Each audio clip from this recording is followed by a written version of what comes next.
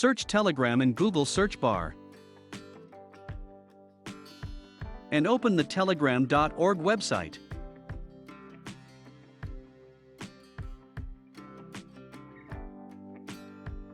Then select Telegram for PC/Linux.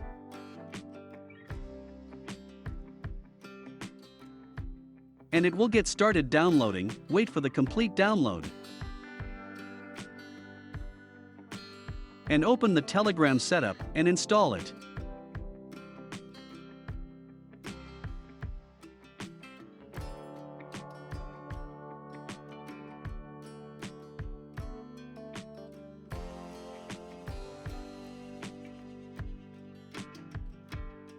Now press Next and enter your mobile number.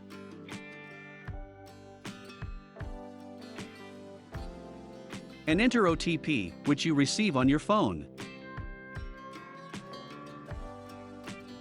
That's it. Thank you for watching. For more videos, please subscribe.